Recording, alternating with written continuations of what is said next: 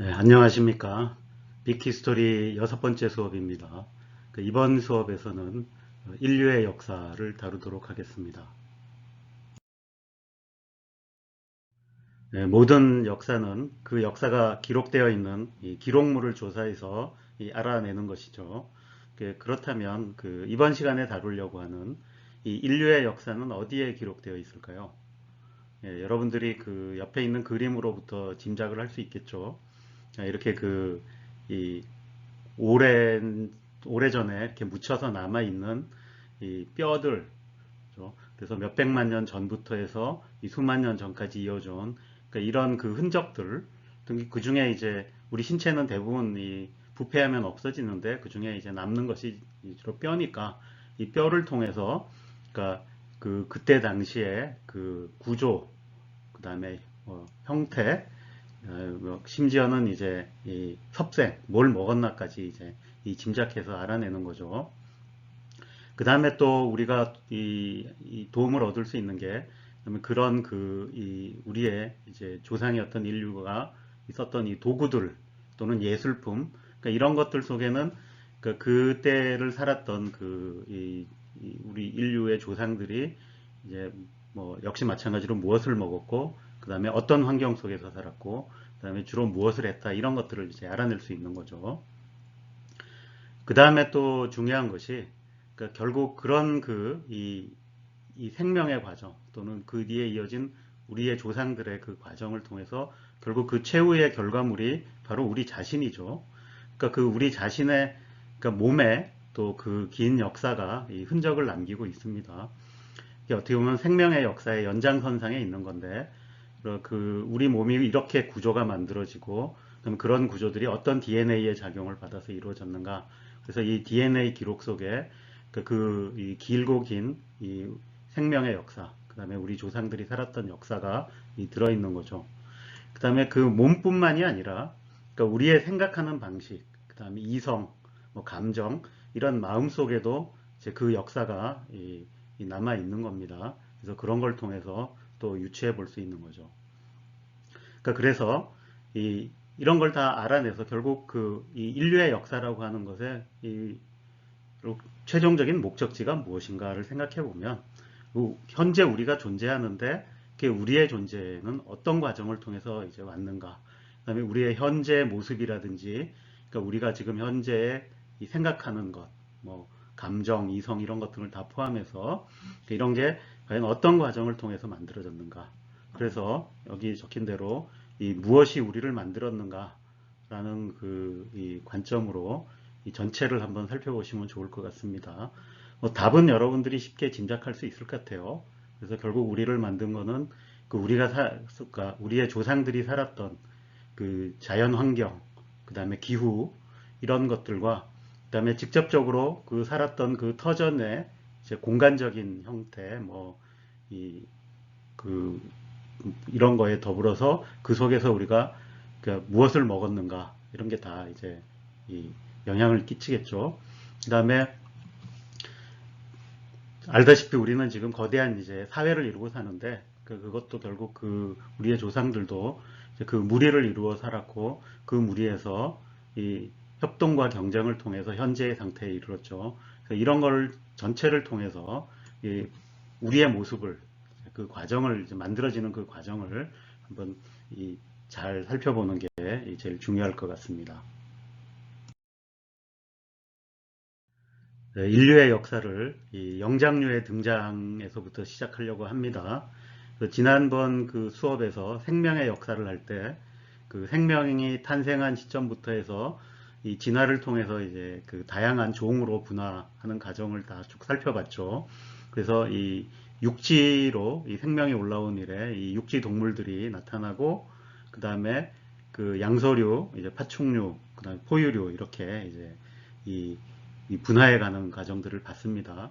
어쨌든 우리의 이 인류의 생물학적 분류를 이제 다시 한번 살펴보면, 그러니까 이제 진핵생물역에 속해 있고, 동물계, 그다음에 척삭동물문, 그다음에 포유강, 이게 이제 포유류라고 불렀던 이 안에 이제 속해 있었던 거죠.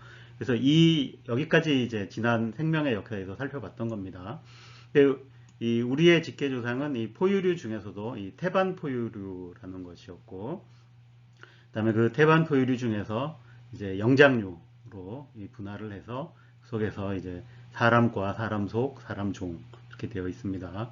그래서 이 일단 인류의 역사를 이 포유류가 생긴 이후에 이 영장모기, 그러니까 영장류가 이 갈라져 나오는 그 시점에서 시작을 해보려고 하는 겁니다.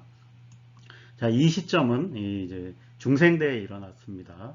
그래서 이 태반 포유류가 이 설치류와 이제 영장류로 분리가 됩니다. 그래서 이 영장류에 가장 가까운 포유류가 설치류입니다. 설치류는 뭐 말 뜻 그대로 이제 이가 계속 자라서 갈가야 되는 뭐 그런 종이죠. 이게 쥐죠. 그래서 뭐 쥐하고 이제 제일 가깝다 하면 뭐 조금 음, 우리가 쥐하고 제일 가깝단 말인가 그렇게 좀 실망할 수도 있겠지만 뭐 이 생명의 역사에서 보면 뭐 그게 중요한 건 아니죠.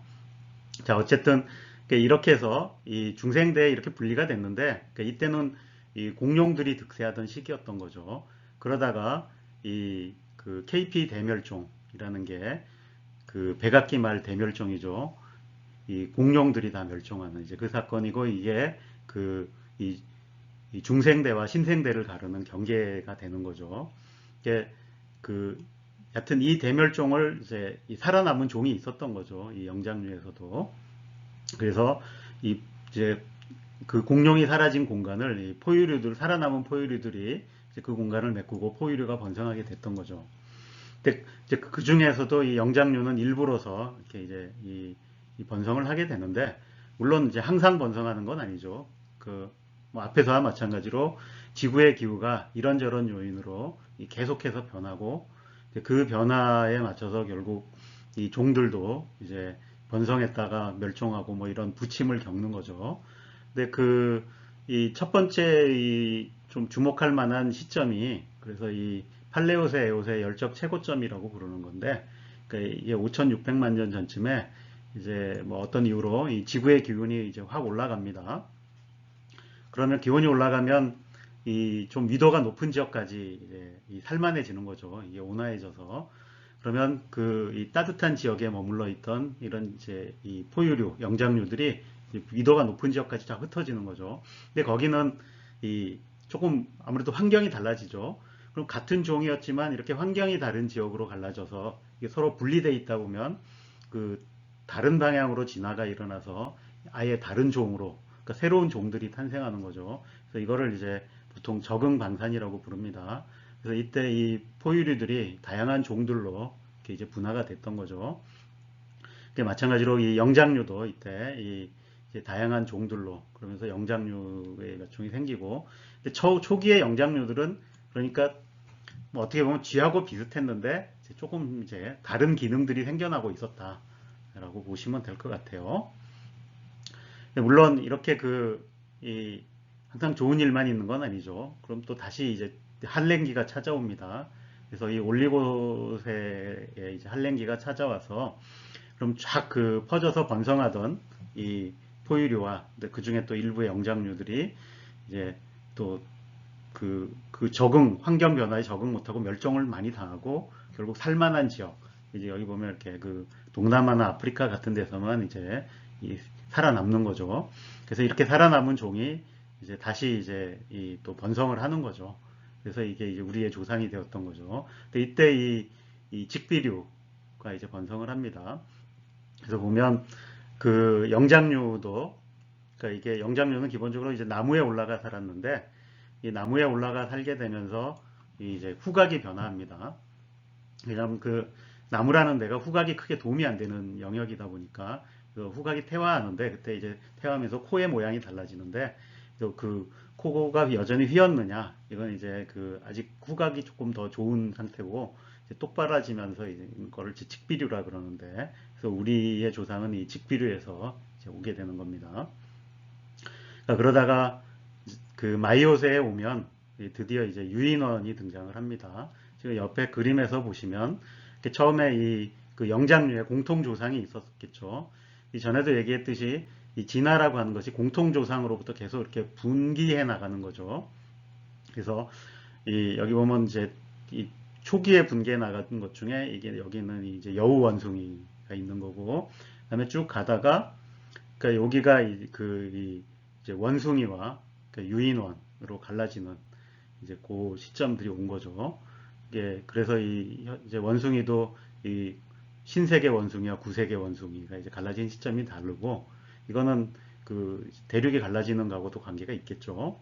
그러니까 그러다가 여기 나온 그 2300만 년 전쯤에 그러니까 이 처음으로 이제 유인원, 그러니까 우리 인간과 조금 더 가까운 이제 이런 종들이 생겨나는 거죠. 그래서 그러니까 대략 이 900만 년 전쯤에 그러니까 1600만 년에 이제 오랑우탄이 갈라져 나오고 그다음 900만 년에 고릴라, 그다음에 700만 년에 이제 침팬지가 갈라진 걸로 이렇게 보고 있습니다. 그러니까 이 그림에서 보면 그 인간하고 이제 제일 가까운 이 영장류가 이제 침팬지, 그다음에 다시 여기서 사실 갈라져 나온 이 보노보, 그러니까 이게 이제 인간하고 이 제일 가까운 이제 그 영장류가 되겠습니다. 물론 이렇게 갈라져 나오는 동안에도 이 그 중기 마에옷의 이제 기후 가독이 역시 추운 시기가 오는 거죠. 그럼 이때 이 유인원들이 또 멸종 위기에 내몰리고 이게 이 실현기를 이제 겨우겨우 살아남아서 결국 이제 이어져 온 거죠. 그래서 사실은 이런 끊임없이 이제 그냥 한번 번성하고 계속 살아남는 게 아니라 멸종의 위기들을 막 극복하고 실제로는 많은 종들은 멸종하고 그걸 살아남아서 현재까지 이어져 왔다 이렇게 보시면 되겠습니다. 우리의 조상인 영장류는 이 생활터전이 나무였습니다. 근데 이 영장류가 이제 왜 나무에 올라갔을까? 이거는 당연히 이제 환경의 영향이 컸겠죠. 그래서 이 신생대 초기에 속시식물, 그 중에서도 이 속시식물 나무가 이제 굉장히 번성을 해서 다시 이제 숲이 번성하는 거죠. 그럼 이제 특히 날씨가 더운 열대 우림 같은 데서는 이제 나무들이 숲이 쫙 만들어지는 거죠. 근데 이렇게 속시식물 나무가 생기면 그 나무에 또 기대서 사는 이 곤충과 벌레가 생기는 거죠. 이 속시식물들은 이들을 통해서 이제 번식을 하니까 이 곤충과 벌레의 먹이를 제공하죠. 뭐 꿀이라든지 과일이라든지 이런 거를 이제 제공을 하니까 이제 이게 먹을 게 많아지는 거고, 그럼 다시 이제 이 곤충과 벌레를 먹는 이 포유 동물들이 이제 올라오게 된 거죠. 그래서 이 영장류는 이제 나무에 이제 올라가게 된 건데, 그다음에 또 하나의 장점이 나무에 살면 나무는 아무나 올라올 수 없죠. 그래서 이 포식자가 없는 이제 안전한 피난처를 제공해 준다. 그래서 살기가 이제 좋은 거죠. 근데 그 다른 포식자는 다 피했는데 나무까지 쫓아오는 포식자가 하나 있었습니다. 그게 바로 뱀이죠. 그래서 이 영장류들이 아직도 뱀을 무서워하는 두려움이 남아 있습니다. 심지어는 다 극복했을 같은 인간에게도 이 뱀을 무서워하는 게 아직도 남아 있죠. 뭐 침팬지도 마찬가지고. 그게 이제 이런 이 나무에서 살았던 영향이라고 보고 있습니다. 근데 어쨌든 이 영장류가 이 나무 위에 살게 됨으로써 가져온 변화 같은 게 있는데, 이 나무에서 살려면 아무래도 이 사지 중에서 그 사지가 다 기본적으로 이 발의 기능보다는 이게 손의 기능, 우리가 보통 얘기하는 그런 쪽으로 이제 많이 그게 더 중요하겠죠. 특히 이제 이 네 개 중에 앞발과 뒷발이 있는데 그 중에 앞발은 그러니까 이 네발 짐승과는 전혀 다른 기능을 하게 되는 거죠. 그리고 이렇게 나무 가지들을 헤집고 살려니까 손의 기능이 발달하고 그와 더불어 당연히 감각도 발달하게 됩니다. 그래서 이 손에 많은 이제 감각 기관들을 갖고 있는 거죠. 자, 그 다음에 또 하나 변화가 온 게 이 원래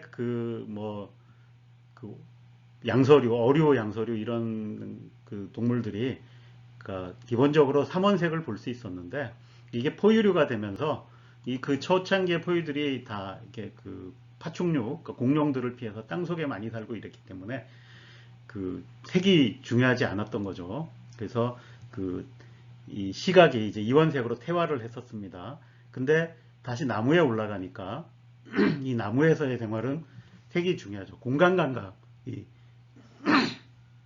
중요해지는 거죠. 그래서 3차원 이제 이 감각 이런 게 발달하고 그 다음에 이 나무에 올라왔으니까 이제 과일을 먹게 되는데 이 과일이 익었는지 안 익었는지 판별하려면 이 적색과 녹색을 구별해야 되죠. 이런 용도 등으로 해서 이 삼원색으로 이제 복원이 됩니다. 그래서 이제 시각이 발달하게 된 거죠, 다시. 그 다음에 반대로 후각은 이 퇴화를 합니다. 그러면 냄새라고 하는 건 땅 근처에서는 이게 그 냄새가 잘 깔려서 이게 남아서 유용한데 나무에 위로 올라오면 계속 바람이 불고 하니까 냄새가 다 날아가 버리죠. 그러니까 이제 크게 도움이 안 됐던 거죠. 그래서 이 그 대부분의 이렇게 후각이 그 예민한 동물들은 코가 항상 젖어 있는데 이제 슬슬 마른 코를 갖게 되는 이제 이런 종들이 생겨난 거죠. 자, 그러면서 동시에 이렇게 그럼 그 항상 편하게 살았냐 하면 그건 아니라 그랬죠. 결국 기후가 변화하면 뭐 거기에 따른 시련을 겪을 수가 없죠. 그래서 영장류는 이 기후 변화로 계속 이제 이 아사 직전에 몰렸다가 또 괜찮아졌다가 하는 이런 이제 시련을 견디면서 살아남았던 겁니다. 근데 그게 현재도 후유증으로 많이 남아 있습니다. 그래서 이 성인병 같은 것들이 대표적으로 그런 건데, 그 뭐 비만이라든지 당뇨라든지 고혈압이라든지 이런 것들이 사실은 어떻게 보면 먹을 게 부족하던 시기에 이 살아남기 위해서 개발된 장치들, 그러니까 뭐 지방 같은 걸 우리 몸에 축적을 해 놓는다든지 이런 거죠. 그 다음에 궁하면은 이제 혈당을 높여서 이렇게 그 이 삶을 유지할 수 있도록 이런 기능들이 이 인간뿐만이 아니라 다 이제 영장류도 다 가지고 있는데, 그러니까 인간인 경우에는 특히 이제 먹고 살만해졌잖아요, 이제. 그러니까 그러다 보니까 이 그때 만들어진 이런 그 장치들이 이제 이 부작용이 작용하는 거죠. 그래서 이제 비만 같은 게 생기고 이 성인병들이 이제 나타나는 거죠. 어쨌든 그 이렇게 그 이 영장류 중에서도 그 이 인간에 이제 더 가까운 유인원이라고 부르는 것들은 조금 더 뛰어난 손재주와 지능을 가졌고 이제 더 적응력이 좋을 뿐만이 아니라 사회성도 이제 점점 이제 좋아집니다. 그래서 이 다양한 집단을 이제 형성을 해서 서로 유대 관계를 맺고 이제 의사소통을 하는 이 단계까지 이제 이르게 됩니다. 이 유인원으로부터 이 고인류, 그러니까 우리의 이제 직계조상이고 이 호미닌이라고 보통 부르는 이제 그 고인류가 이제 분기가 되는데, 이 앞에 그림에서 이 침팬지와의 공통조상에서 이제 분기한 게 대략 700에서 600만 년 전이라고 그랬었죠. 이 시기적으로는 그렇고 이 장소는 어디였냐 하면 이 동아프리카 열곡대. 여기가 이제 그 발산 경계로 이 새로운 대륙이 만들어지는데 그게 이제 대륙 안에 있는 거죠. 그래서 이 사실은 이 또 요 시기가 그러니까 이 열곡대가 그 이제 올 융기하면서 이 기후 변화가 일어나고 그래서 이 열대 우림이었던 것이 이제 사바나로 바뀌는 큰 변화가 일어나게 됩니다. 그래서 그 변화에 적응해서 이제 이 살아남은 종이 이제 우리의 조상인 이 호미닌 고인류가 되는 거죠. 그래서 그러니까 이 기후 변화에 아마 그 이 영향으로 이제 크게 달라진 게 결국 그 이전에 이제 이 침팬지하고 그다는 게 이제 직립보행을 시작했다라는 겁니다. 이 직립보행을 이제 하게 된 원인은 그러니까 이게 한 번에 일어난 것 같지는 않지만 어쨌든 가장 큰 원인은 결국 이 나무 위에서 살다가 이 환경의 변화로 그 위에서 더 이상 먹고 살기가 힘들어지니까 이 이제 뒤바뀐 초원으로 내려와서 이 초원에서 살려고 하다 보니까 이제 이 직립보행을 하게 된 게 아닌가 이렇게 보고 있는 거죠. 그러면서 그 이제 최초로 나타난 이 고인류가 이제 사헬란트로푸스 뭐 이런 그 다음에 이제 오로린 투게넨시스 뭐 이렇게 이어집니다. 그래서 옆에 이 그림을 보시면 이 계보가 쫙 적혀 있는데, 그래서 여기 보면 이제 그 이 두개골의 형태가 어떻게 달라지나까지 다 돼 있죠. 이게 사실 이걸 잘 아는 사람이 아니고선 이거 보고서 이게 무슨 차이가 있지 이렇게 알기는 쉽지 않죠. 옆에 작은 글씨들로 이게 이 설명이 되어 있는데, 그러니까 이런 거를 자세하게 설명하기에는 제가 가진 지식도 짧고 그 시간도 충분하지 않으니까 여러분들이 이제 강의 자료 보면서 그래도 한 번씩 읽어보면 재미있을 것 같아요. 한번 보시면 될 것 같습니다. 그래서 이런 식으로 쭉 생겨나는데, 그래서 여러분들이 뭐 오스트랄로피테쿠스 이런 거는 다 들어봤겠죠. 여기 보면 이 피테쿠스라는 말이 유인원이라는 뜻이고, 이제 오스트랄로는 이제 남쪽이라는 뜻인데, 그러니까 그 시기에 이제 다 뭐 어떻게 보면 유럽인들 기준이라서 그랬는지 다 남쪽이죠, 뭐 그 아래는. 그래서 이 남쪽에 사는 유인원이라는 뜻으로 이렇게 이름을 붙였던 거죠.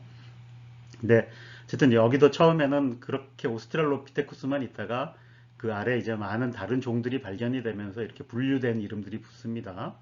그래서 이제 아나멘시스, 그 다음에 이제 오스트랄로피테쿠스 아파렌시스, 그러니까 이런 식으로 여기 쭉 이제 이 분기가 돼 나갑니다. 여기 보면 이제 아파렌시스가 있죠. 그래서 여기서 분기돼서 또 나머지 간 쪽이 이제 우리의 조상들로 쭉 가는 거죠.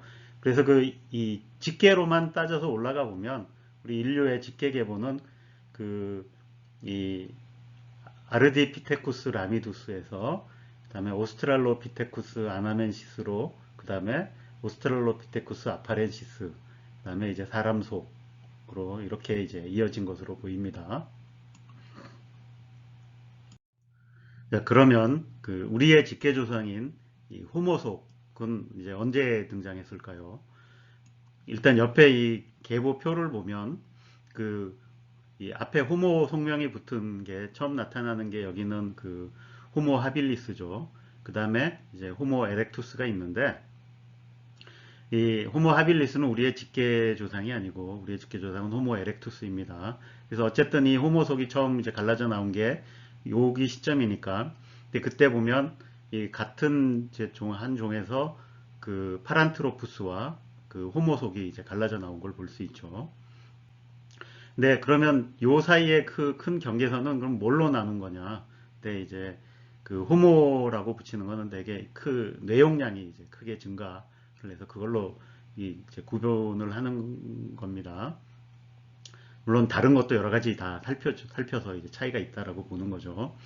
어쨌든 그게 이제 앞에서 본 대로 그 오스트랄로피테쿠스 아나멘시스하고 아파렌시스를 거쳐서 쭉 갈라지는데 시기적으로 보면 그 오스트랄로피테쿠스 아파렌시스가 멸종한 게 290만 년이고 그 우리의 직계 조상인 호모 에렉투스가 출현한 게 190만 년 전입니다. 이게 100만 년의 시간이 있죠. 근데 이 100만 년의 시간 사이에 그 두 번의 이제 혹독한 시기가 있다 그럽니다. 그래서 290만 년에서 240만 년 사이하고 그다음에 이제 190만 년에서 160만 년 요 사이에 이 이제 혹독한 한랭 건조화 시기가 있어서 결국 그러면 그 여기 그 살았던 우리의 그 이 고인류들도 그이 혹독한 시기를 이제 견뎌냈어야 됐던 거죠. 그러면서 이 그 이제 진화를 이제 했던 걸로 보입니다. 그래서 이 파란트로푸스로 분기가 일어난 게 이제 아마 요 그 혹독한 시기가 시작되고 나서 그 중간에 이제 일어난 것 같고 그 다음에 그래서 어떻게 보면 이 우리 인류 직계 조상의 진화가 이제 요 시기하고 맞물려 있는 거죠. 그 처음에 이제 혹독한 한랭 건조화 시기가 일어나던 그 시기하고 맞물려 있는데 그래서 그러면 이 시기에 또 일어난 그래서 일어난 큰 변화가 이 식단의 변화가 일어난 것 같습니다. 그래서 이제 완전히 이제 숲에서 벗어나서 사바나에 적응을 했어야 되는 걸로 보이는 거죠. 그래서 근데 이 나온 호모 하빌리스는 그렇게 덩치가 크지도 않고 빠르지도 않으니까 이 사냥을 한다라는 건 이제 이 무리였던 거겠죠. 그럼 사냥을 안 하고 살아남는 방법이 뭐였는가 하면 결국 이 맹수들이 잡아서 먹고 버린 고기. 근데 그것조차도 그 호모 하빌리스는 이렇게 서열이 높지 않았던 것 같아요. 여러분들 지금도 이제 아프리카 초원에 가면 뭐 예를 들어 사자가 뭐 큰 얼룩말 한 마리 잡았다 그러면 사자가 먹고 나가면 이제 하이에나 오고 그다음에 뭐 독수리 오고 뭐 이렇게 오잖아요. 그럼 거기서도 서열이 밀리니까 그러니까 이 고기는 거의 못 먹었던 것 같아요. 그러니까 그래서 이제 개발한 게 이 골수, 그러니까 남은 뼈를 으깨서 이제 이 골수를 먹는 쪽으로 이제 그 삶의 길을 찾았던 걸로 보입니다. 어쨌든 이런 그 혹독한 건조기에 이제 적응하는 과정에서 진화가 이루어진 걸로 보인다는 거죠. 그러다가 이제 호모 에렉투스가 등장을 하는데, 그러니까 아마 이때 열심히 그 뭐 뼈에 남은 골수긴 하지만 그 골수도 영양이 좋으니까 그런 걸 먹고 뭔가 좋은 방향으로 일어났는지 이제 호모 에렉투스가 되면 이, 이 키가 커지고 내용량도 확 늘어납니다. 그래서 거의 현대인의 한 3분의 2 수준까지 올라오는 거죠. 그리고 이제 이 여기 보다시피 이름이 이제 호모 에렉투스라고 붙은 거는 그러니까 진정한 직립보행을 했다라는 거죠. 그러니까 그 전에 있던 종들도 이 직립보행을 하긴 했지만 그러니까 여전히 이제 걸을 때 그 침팬지처럼 팔을 이제 썼다는 얘기겠죠. 그 다음에 자세가 완벽하게 똑바르지 않고 그랬는데 이 호모 에렉투스에 와서 이제 완벽한 직립보행을 했고 그다음에 그 덕에 이게 또 한 번 이제 이 식단의 변화가 온 것 같은데 이때부터는 이제 사냥꾼으로 변모를 했다라는 거죠. 예, 그래서 이게 이제 이 호모 에렉투스가 이제 인류의 직계조상이 이제 되었던 것 같습니다. 이 직립보행을 했다는 것이 그 인류의 진화 과정에서 굉장히 중요한 단계로 작용을 합니다. 근데 그건 왜 그런가는 이제 뒤에 진화 단계들을 더 보시면은 이제 알게 될 거라고 생각을 합니다. 자, 어쨌든 이 직립보행을 함으로써 결국 이 침팬지나 이제 보노보하고 결별하는 거죠. 그래서 근데 이 직립보행의 이제 그 흔적들은 주로 그 두개골에 보면은 이 두개골에 이렇게 척추하고 이어지는 구멍이 있는데 그걸 이제 대후구공이라 그럽니다. 이 대후구공의 위치로부터 이제 파악을 하는 거죠. 예를 들어 침팬지 같으면 걸을 때 이런 식으로 걷고 하기 때문에 이 그 대후구공이 그 두개골의 이제 뒤쪽으로 연결이 됩니다. 근데 직립보행을 하게 되면 이게 점점 내려와서 완전한 직립이 되면 이 두개골의 한가운데로 이렇게 들어가게 되는 거죠. 그래서 이런 변화가 일어나고 있다라는 것들이 그 중간 단계 이제 이 뼈가 두개골에서 이제 발견이 되는 거죠. 그 다음에 이렇게 일어나면서 이 넓적다리 그 뼈에도 그러니까 여기에 이제 훨씬 이제 하중이 많이 가니까 이게 변화가 일어나겠죠.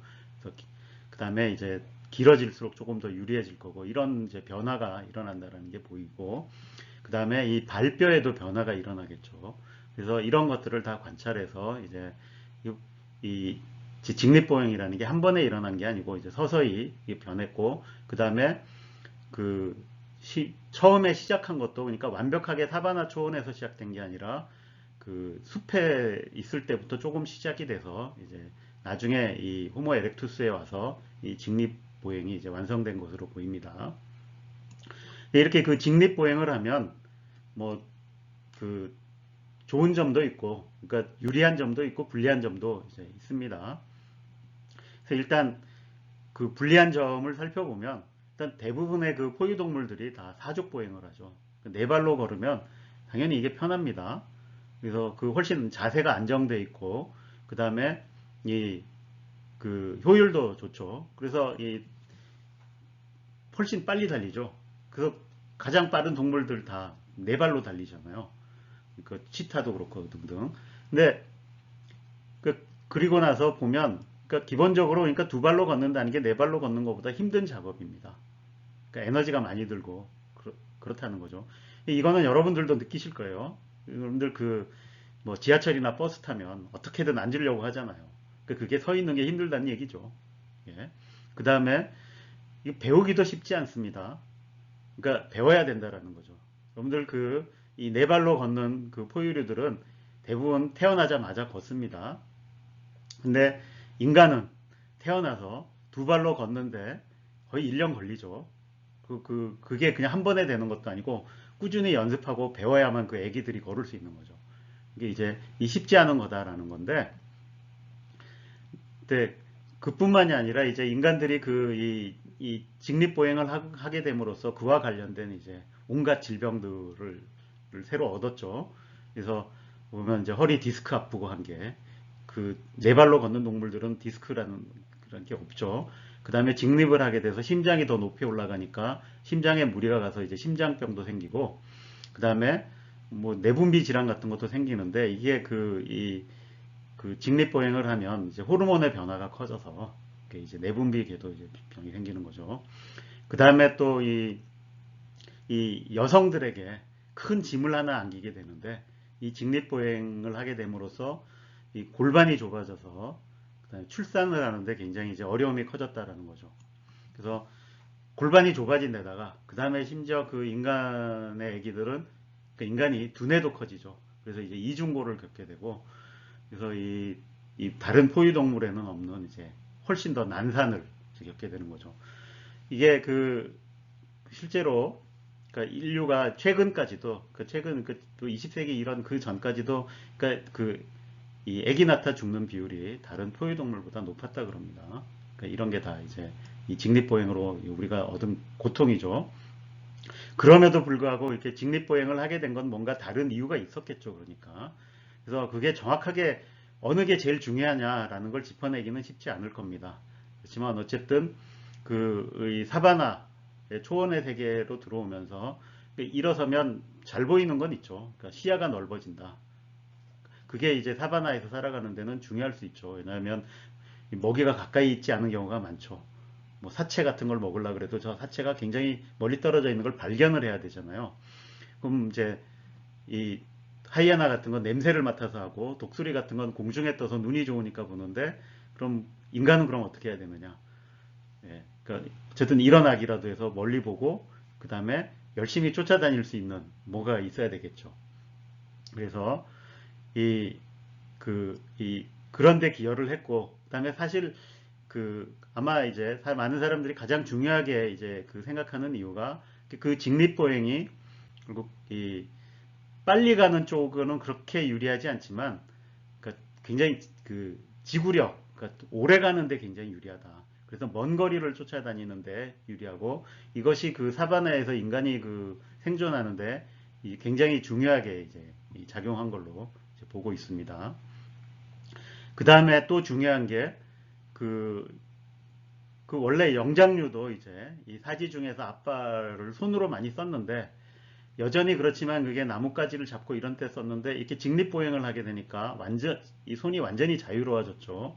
그래서 이 손을 이용해서 뭔가를 하게 할 수 있게 됐다라는 거고 그래서 이 손의 발달이 결국 도구의 사용을 이제 촉진시켰고 그게 또 이 두뇌가 더 발달하는 데도 이제 기여를 하지 않았나 이렇게 이제 보고 있는 거죠. 그 다음에 이 장시간 멀리 걷고 뛸 수 있는 건 결국 그 덕에 인류가 아프리카를 벗어나서 이 지구 곳곳을 다 정복하게 되는 큰 밑바탕이 되는 거죠.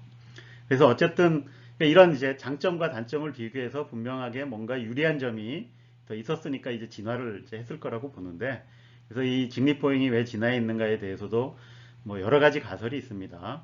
뭐 결국 가장 유력한 게 이제 사바나 가설인데 그 사바나 가설뿐 아니라 결국은 사냥 가설이 거기 더해져서 이게 가장 유력하게 이제 취급을 받고 있습니다. 그래서 사바나에서 이 이동이 이제 먼 거리를 갈 수 있는데 그게 결국 이 생존 방식이 장거리를 쫓아가는 사냥 방식이 이제 인간이 거기서 성공을 거두었기 때문에 그러니까 그 영향으로 이제 직립보행이 이제 진화를 했을 거다라고 보는 겁니다. 그 외에도 뭐 햇볕 가설 같은 건 뭐냐면 이 사바나가 되면 이제 숲이 없으니까 계속 땡볕에 노출이 되는데 그때는 이렇게 사지로 이렇게 있는 것보다 서 있는 게 햇볕을 덜 받아서 유리하다 뭐 이런 것도 있고 선적은 가설은 뭐냐면 이 사바나로 바뀌니까 어차피 나무에서 내려와서 사는 시기가 많다 보니까 뭐 앉는 자세라든지 먹을 때 자세 등등에 의해서 그게 결국은 이제 서서 있는 자세로 바뀌게 됐다 뭐 이런 식의 설명입니다. 근데 뭐 어느 게 꼭 맞다라고 했는데 뭐 복합적으로 작용했다라고 보는 게 되게 이럴 때는 맞겠죠. 하지만 이제 이게 이 사바나의 사냥 가설이 아마 더 유력하지 않을까 이제 이렇게 보고 있는 겁니다.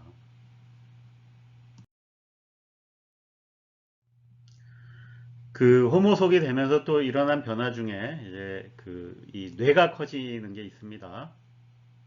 그래서 그러면 이 두뇌가 커지는 진화는 왜 일어났는가? 그러니까 이런 것도 이제 물어봐야겠죠. 근데 어쨌든 현재의 상황을 보면 그 인간은 뇌가 몸에서 차지하는 비율이 그 포유동물 중에서는 거의 압도적입니다. 이게 뭐냐면 그 전체 이제 몸무게 중에서 이 차지하는 비율 이게 대략 40분의 1인데 이 포유동물 중에서는 이제 굉장히 큰 거의 가장 큰 편에 속하고 있습니다. 근데 그거보다 더 이 중요하고 심각한 사항은 뭐냐 하면 이 무게는 몸의 40분의 1밖에 안 되는데 전체 에너지, 산소를 기준으로 할 때 산소 사용량으로 보면 전체 몸이 사용하는 산소의 5분의 1을 이제 두뇌가 쓴다고 그럽니다. 그러니까 그거 엄청나게 비용을 치러야 되는 이제 기관인 거죠. 그래서 그럼에도 불구하고 그럼 왜 이렇게 큰 두뇌가 이제 이 진화를 했겠는가라는 건데, 그래서 일단 그러면 두뇌가 언제 커졌나를 한번 봐야겠죠. 근데 여기 그 그래프가 이제 시기에 따라서 두뇌가 이제 이 나타난 종들과 두뇌 크기를 보여주는데, 그래서 이 사란트로푸스 뭐 여기 이렇게 보면 오스트랄로피테쿠스, 호모 하빌리스까지 올 때까지도 증가는 하지만 그렇게 빠른 증가는 아니었던 걸로 보이죠. 그러다가 호모 에렉투스가 되면서 이렇게 급격히 증가를 합니다. 다음에 그 호모 사피엔스로 넘어오면서 또 확 뒤에 올라가죠. 이렇게. 그러니까 여기서 이제 급격하게 올라갔는데 이게 왜 갑자기 이렇게 커졌겠는가라는 거가 뭐 이 여러 가지 이제 가설들이 있습니다. 그래서 이 뭐 손과 도구를 사용을 해서 이제 그럼 이 도구 쓰려면 또 머리가 더 늘는데 어쨌든 이 도구를 사용하게 되면 근데 도구를 왜 사용하느냐, 그러니까 어디에 사용하느냐는 대부분의 경우에 이제 먹이 활동이죠. 그거를 이용해서 더 잘 먹게 되는 거죠. 그래서 그 호모 하빌리스가 썼던 최초의 그 이제 돌도끼 같은 것도 보면 뼈를 으깨서 그 안에 골수를 꺼내 먹는데 이제 쓰고, 그 다음에 호모 에렉투스 같은 경우에는 뭐 그런 용도 고기 자르고 그 다음에 사냥하고 그러니까 이런데 이제 썼던 거죠. 근데 어쨌든 그게 이 육식을 이제 가져온 거죠. 그래서 주식이 이 나무에서 살 때는 이제 뭐 아무래도 주식이 이제 과일 같은 거였을 텐데 사바나로 내려오면서 이제 육식 위주의 이제 이 삶으로 바뀐 거죠. 근데 이런 식생활의 변화가 그 다음에 그 이 큰 뇌를 감당할 수 있는 이제 에너지를 이제 공급해 줄 수 있게 된 거죠. 어쨌든 이 뇌가 커지면 뭐 지능이 좋아지고 도구 같은 걸 잘 쓸 수 있게 되니까 사냥을 더 잘할 수 있게 되고 사냥을 더 잘하면 더 잘 먹을 수 있고, 그러니까 이게 그러면 일종의 그 포지티브 피드백이 걸리는 거죠. 그럼 이제 그거에 의해서 진화가 충분히 일어날 수 있는 거죠. 근데 그 1970년대에 이제 이런 다른 이제 그 가설이 제안이 됐는데 그는 그런 것만 가지고 뇌가 갑자기 저렇게 커지는 걸 설명할 수 없을 거다. 그래서 이 사회적 뇌 가설이라는 게 등장을 합니다. 그러니까 이거는 그러니까 이 그 호모 그 에렉투스나 사피엔스들이 이제 무리가 점점 커지면서 그 무리가 커지는 게 이제 사냥에 성공하는데 굉장히 크게 작용을 하는 거죠. 이제 먹고 사는 문제가 무리의 그 크기 규모가 하고 연결이 되는 건데, 근데 그렇게 그 큰 규모의 집단을 이루려면 결국 사회성이 좋아야 된다는 거고, 그 사회성이 좋으려면 의외로 그 굉장히 인지 능력들이 다른 능력들이 좋아야 된다. 그러니까 그런 작용 때문에 이제 뇌가 커졌을 것이다라고 하는 게 이제 사회적 뇌 가설입니다. 근데 뭐 지금 현재로서는 어느 게 뭐 딱 맞다라고 하기는 좀 그렇죠. 근데 뭐 역시 마찬가지로 이런 것들도 복합적으로 작용해서 이제 일어났을 거라고 뭐 일단 생각을 이제 해둬야겠습니다.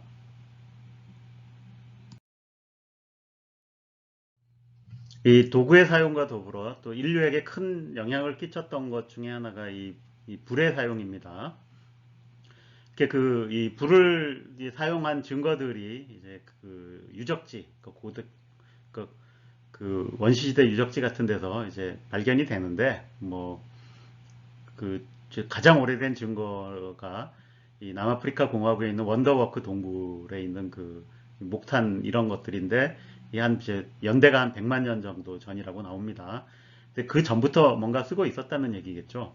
그래서 그거를 이제 합리적으로 추론을 해보면 일단 이렇게 동물이 불을 이제 쓰려면 대부분의 그 포유동물뿐만 아니라 많은 동물들이 불에 대한 두려움을 갖고 있는 것 같아요. 그래서 불을 피해 다니는데 이 유인원은 불을 겁내지 않습니다.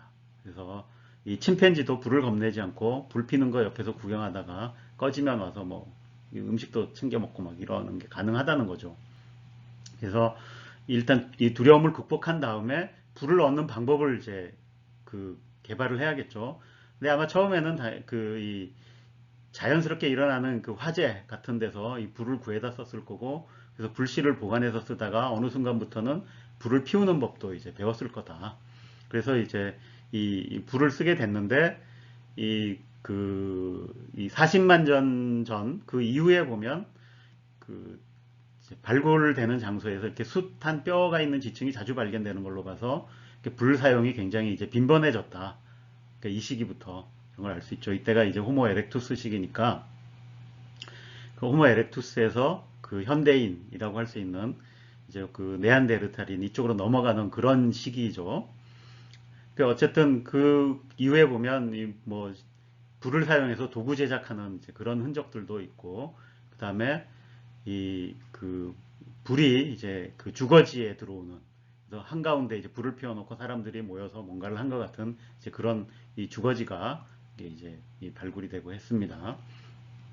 그래서 어쨌든 그럼 그 인간이 불을 가지고 그럼 뭘 했겠는가? 뭐 당연히 처음에는 불에서 나오는 열을 이용했겠죠. 근데 이 지금 인간을 보면 그 털이 없죠. 근데 이게 털이라는 게 그 추운 데서 이제 그러니까 특히 뭐 어디나 밤 되면 추울 수 있는데, 그러니까 그런 걸 견디려면 이제 특히 이제 항원 동물, 그죠? 그 포유류 같은 건 이제 다 항원 동물인데 온도를 일정하게 유지하려면 보온이 필요해서 다 이제 털들이 생겼습니다. 근데 인간만 털이 없어졌죠. 근데 이게 가능하려면 결국 이걸 보완해주는 뭔가가 있어야 되는데 그게 이제 불이 아니었을까라고 보고 있는 거죠. 그다음에 그 불 덕에 이 인간이 조금 더 추운 지역에서도 생존해서 좀 더 넓은 지역까지 이제 퍼져나갈 수 있는 이제 그런 데도 기여를 했을 것이다라고 보는 겁니다. 그 다음에 또 하나의 중요한 기능이 이 불을 사용해서 이 고기를 익혀 먹고, 고기뿐만 아니라 이제 그뭐 곡류 이런 것들도 이제 익혀 먹을 수가 있었다라는 거죠. 이게 이 화식과 관련해서는 또 이 요리 가설이라는 게 이제 제안이 됐는데, 이건 뭐냐면 이 호모 에렉투스가 그러니까 이제 한 대략 190만 년에서 180만 년 전부터 이 익힌 음식을 먹게 된 게 그 인류 진화에 큰 도약을 가져왔다. 그러니까 왜 음식이 큰 도약이냐? 그러니까 우리가 뇌가 커지고 이런 것도 그 충분한 에너지를 공급할 수 있어야 된다. 가능하다 그랬죠. 그래서 이렇게 그 육식을 먹어보면, 그러니까 날 걸러 먹는 것과 익혀서 먹는 것 차이에 그 그러니까 소화돼서 흡수되는 율이 굉장히 이제 다르다 그럽니다. 그래서 이렇게 먹음으로써 그 짧은 시간에, 그죠? 그 이제 많은 걸 먹을 수 있다라는 거죠. 그래서 이 먹이의 다양화가라는 게 뭐냐면 고기만이 아니라 이제 그전에는 그냥 뭐 딱딱하든지 아니면 독성 때문에 못 먹던 걸 익히면 먹을 수 있게 되는 이제 이런 게 생긴 거죠. 그래서 다양한 걸 먹을 수 있게 되고 소화가 쉬우니까 더 짧은 시간에 이제 섭취를 할 수 있게 돼서, 그래서 더 큰 뇌나 그다음에 그 큰 뇌를 바탕으로 한 높은 지능, 그다음에 이제 두뇌를 키울 수 있는 공간을 주는 작은 기치아 이런 것들이 이제 진화하는 게 가능해졌다라고 이제 보는 거죠. 예. 근데 뭐 약간 비교해서 설명하자면 인간은 그러니까 저 덕에, 그러니까 그 화식 덕에 먹는 데 쓰는 시간이 굉장히 짧은 겁니다. 그러니까 여러분들이 하루 중에 먹는 데 쓰는 시간 한번 생각해 보시면 대부분 1시간 안쪽일 겁니다. 근데 초식 동물인 소 같은 경우에는 먹는데 그 자기가 깨어 있는 시간에 뭐 절반에서 3분의 2 막 이 정도의 시간을 써야 될 겁니다. 소화시키기도 힘들고, 심지어 그 인간과 가장 가까운 그 침팬지도 이 먹는데 굉장히 시간을 많이 씁니다. 그러니까 그런 면에서 인간은 이제 굉장히 이 화식 덕에 이제 큰 이점을 가지고 있다라는 거고, 그 다음에 또 그 일부의 학자들이 이제 주장하는 건데, 그러니까 이 불이 그 인간의 그 사회성을 높이는데, 그러니까 유대감을 높이고 사회성을 높이고 그게 이제 언어의 발달로 이어지는 그런데 큰 기여를 했다. 그러면 그리고 이 그림에서 보듯이 모닥불 피워놓고 사람들이 이렇게 서로 모여 앉아서 같이 먹었다라는 거죠. 이게 지금도 이렇게 인간들은 이렇게 모여서 먹는 거 좋아하잖아요. 근데 이게 이 그 유대감 형성되고 언어가 발달하는, 뭐 그때 뭐 서로 할 얘기 대화 많이 하겠죠. 그러니까 그런데 굉장히 중요한 기여를 했을 거다라고 이제 보는 겁니다.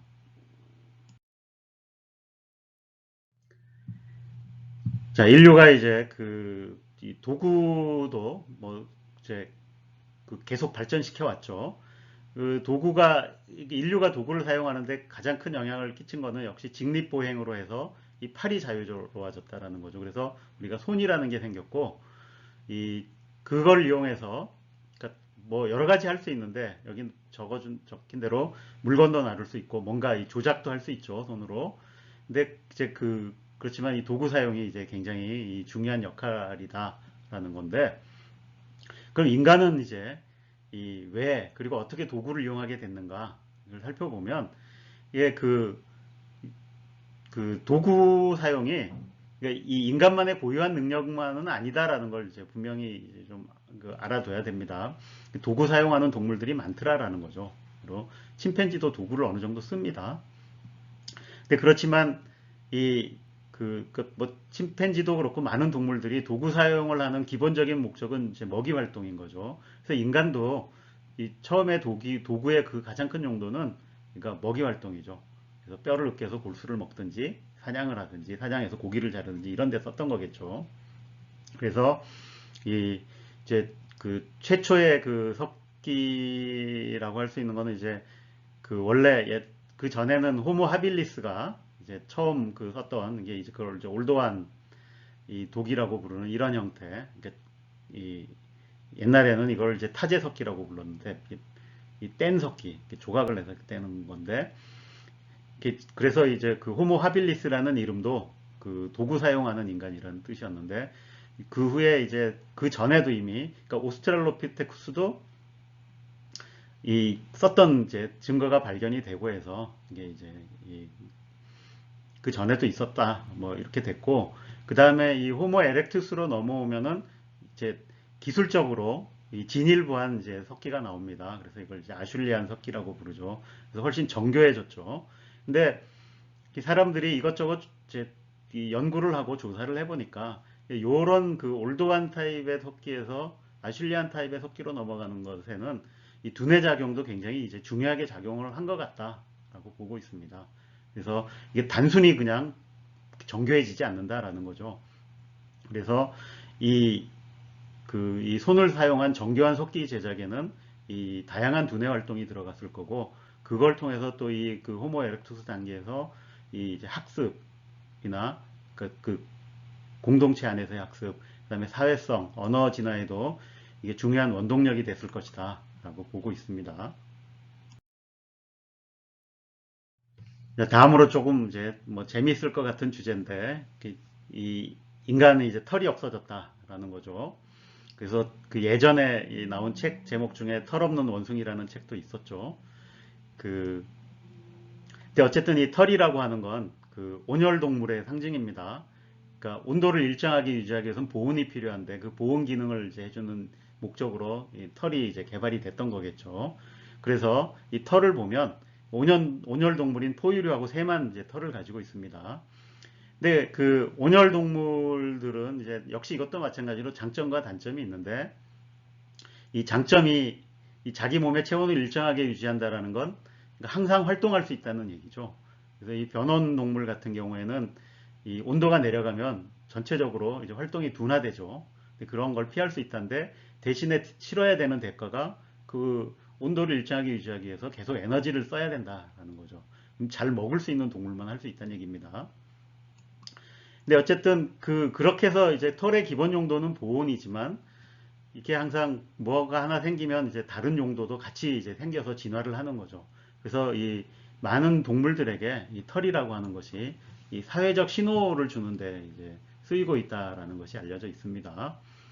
이게 털로 어떻게 신호를 보내겠냐고 하는데, 뭐 색으로도 보낼 수 있고 털을 세우는 걸로도 보낼 수 있고, 그 다음에 그냥 보통으로는 알기 어렵지만 그 털 근처에는 항상 털과 연관돼서 이 땀샘이 이제 존재합니다.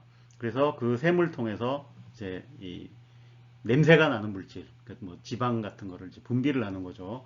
그래서 그 냄새를 통해서도 또 이 신호를 보내고, 그러니까 이런 이 동물 세계에서 이제 서로 간에 이 사회적 신호를 이제 하는데 쓰인다라는 겁니다.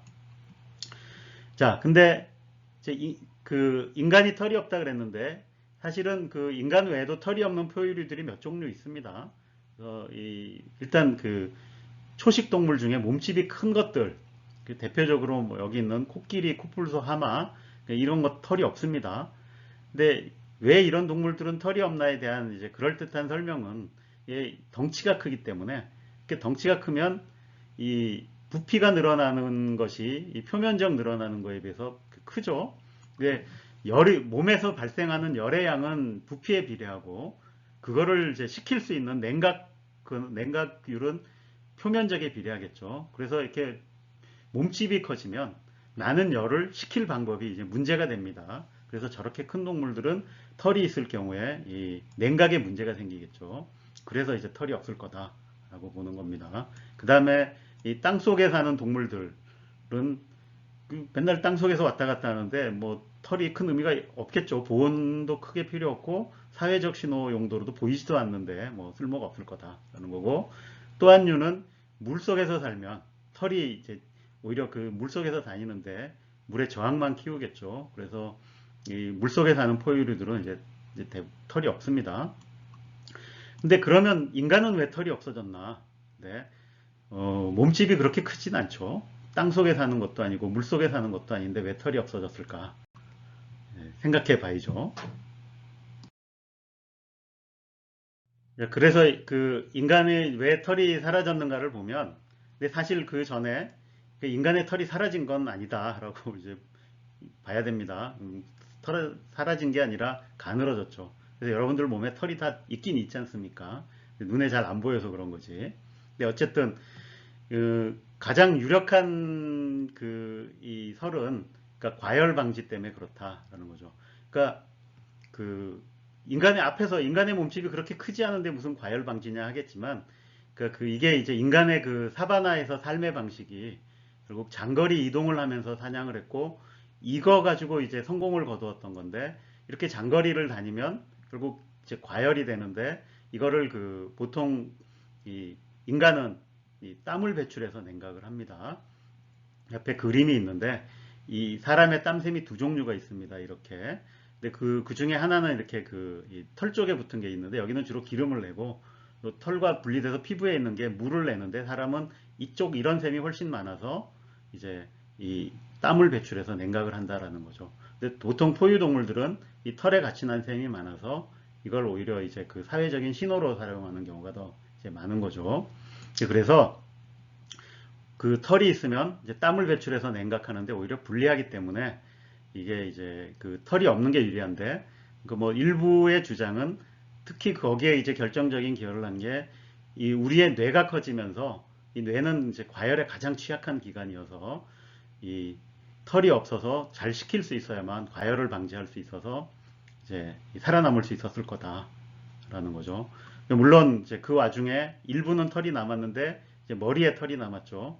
근데 이거는 뭐 이제 이 직사광선으로부터 뇌를 보호하기 위해서 뭐 또는 뭐 다른 설들도 있는데, 이제 뭐 이런 것들로 이제 설명을 하고 있습니다. 그러니까 이거 외에도 이 다른 그 주장들도 있습니다. 그래서 뭐 조금 소개를 하자면, 그래서 이 털들은 이 각종 세균의 보금자리라서 이게 이 추위만 견딜 수 있으면, 근데 인간이 불을 사용하면서 이제 이 털없이도 추위를 견딜 수 있게 됐으니까, 그러면 이 그 세균들의 온상 또는 벌레들의 온상인 털을 버리는 게 더 유리했을 거다. 뭐 이런 주장이 있고, 그다음에 이 성선택 주장도 있습니다. 이렇게 털 없는 거를 이 암컷들이 이제 선호하는 취향이 생겨서 거기에 맞추다 보니까 그렇게 됐다.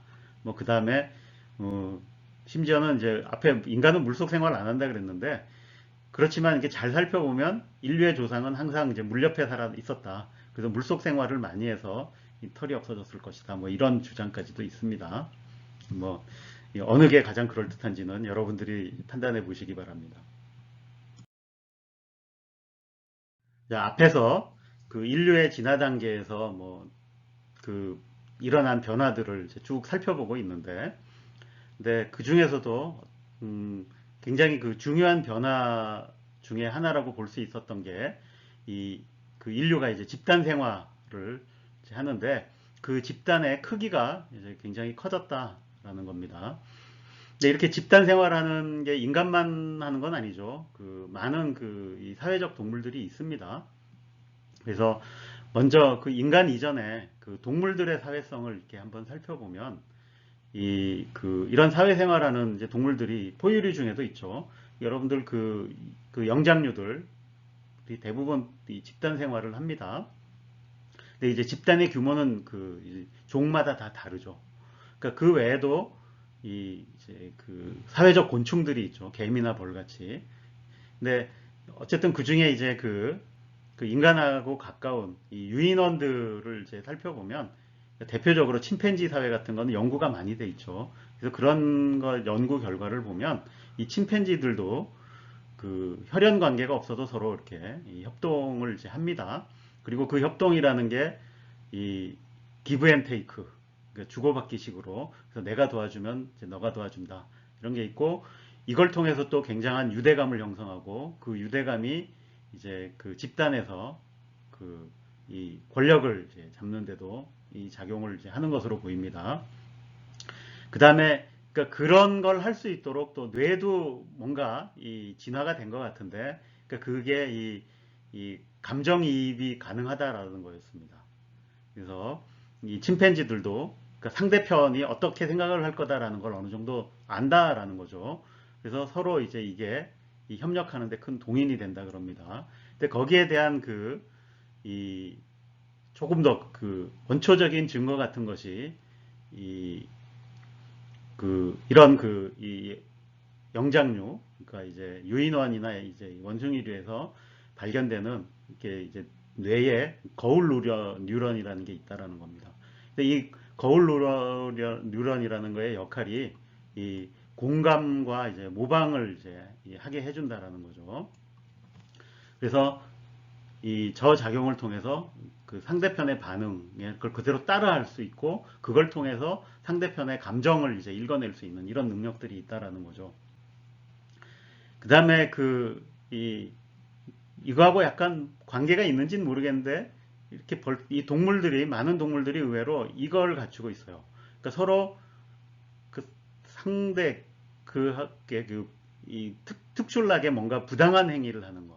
그러니까 불공정 행위에 대한 혐오감들을 많이 가지고 있습니다. 그래서 이렇게 무리하게 욕심을 낸다든지 하면 그 집단에서 배척을 당해서 거꾸로 이제 낙오되거나 고립돼서 죽고 뭐 이런 이제 일들이 일어난다라는 거죠.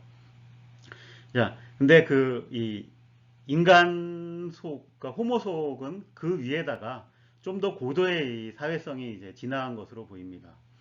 그래서 그럼 왜 더 이런 사회성이 강화되었느냐라는 건 뭐 그 여러 요인이 이제 복합적으로 작용한 것으로 보이는데, 그 뭐 여기 이제 그 중에 뭐 좀 중요해 보이는 것들만 좀 소개를 하자면, 일단 이 소통 수단이 굉장히 이제 다양해졌다라는 겁니다. 근데 이렇게 다양해진 데는 그 인간의 진화 과정에서 얻은 결과죠. 그래서 일단 손이 자유로워졌고, 그 다음에 털이 사라졌는데, 근데 그 앞에서 털을 가지고 이제 다른 포유동물들은 이걸 사회적 신호, 그러니까 이 소통을 하는데 쓰고, 그 다음에 이 영장류들을 보면 그 털을 숨봐주는 거, 그죠? 털 고르기를 통해서 유대 관계를 형성을 하죠. 그러니까 이게 이 사회적 소통 수단이 하나인데, 인간은 털이 없어졌어요. 그럼 어떻게 해야 되겠습니까? 그럼 다른 수단을 개발한 거죠. 그래서 이 표정이라든지 뭐 손짓, 그 다음에 이제 결국 음성 언어까지 이런 이 상징성이 있는 이런 언어들까지 개발을 해서 더 이제 폭넓은 소통을 했고, 그 다음에 인간의 그 사바나에서 생존 방식이 결국 육식을 하게 됐고, 그 육식을 최종적으로 사냥을 해서 이제 하게 됐던 거죠. 근데 인간의 신체를 살펴보면 무슨 이 사자나 뭐 호랑이 이런 맹수같이 무슨 그런 강력한 무기가 없지 않습니까? 뭐 강력한 턱이 있다든지 뭐 앞발이 있다든지 뭐 강한 이가 있다든지 이런 게 아니니까, 결국 그러면 이 종은 사냥에 성공할 수 있는 방법이 결국 이 협동에 의존해서 때로 몰려다니면서 이 협동을 해서 이제 잡는 것밖에 없었던 거겠죠. 그러니까 그러다 보니까 결국 이 사회성이 이제 굉장히 중요하게 작용하지 않았겠는가 하는 거죠. 그래서 이 그 인간 세상, 그 인간의 그 사회성을 보면 그 심지어는 전혀 모르는 타인과도 협력이 가능하다는 거고, 이걸 일부 학자들은 이제 초사회성이라고 부르기도 합니다. 그 앞에서 설명한 대로 인간 집단은 굉장히 그 소통하는 수단이 다양하고 그 이제 상징 언어라는 것까지 이제 개발이 돼 있다라는 거고, 그다음에 그 사회 안에서 이 이제 먹이나 성을 분배하는 방식이 그러니까 굉장히 평화로운 방식을 이제 취하고 있다라는 겁니다. 그래서 이렇게 그 이 집단이 둘러앉아서 같이 밥 먹고 이러는 게 거의 인간만의 유일한 예, 그 인간만 하는 행위인 걸로 보입니다. 그 다음에 이 그 유인원들, 영장류들이 이렇게 다 대부분 이게 그 사회적 소통으로 결속을 다지기 위해서 이 털고르기를 하는데, 그 인간은 이제 털이 없어지는 대신에 오히려 더 다른 방식으로 더 고도화된 털고르기를 한다. 그게 바로 이 이제 언어를 통해서 하고, 이 보통 이런 영장류의 털고르기는 거의 1대1로 되는 데 비해서 이 언어를 통한 털고르기는 이게 훨씬 더 큰 집단에서 이제 가능하다. 이제 라는 겁니다. 그래서 그걸 보여주는 예가 바로 이 던바의 수 같은 건데, 이게 이제 이 개인 대 개인으로 서로 이렇게 이 그 친밀도를 유지할 수 있는, 관리할 수 있는 이 최대 개체 수인데, 이 침팬지가 대략 55 정도 되고 사람은 150 정도 된다고 그럽니다. 이게 그 침팬지 같은 경우에는 그 집단의 이제 규모가 정확하게 이걸로 결정되는 걸로 보입니다. 그러니까 여기서 이제 조금씩 왔다 갔다 하지만, 인간도 결국 이 정도 숫자에서 개인적으로 친밀한 게 이제 왔다 갔다 한다. 근데 이게 더 크다라는 걸 이제 보여주는 거죠.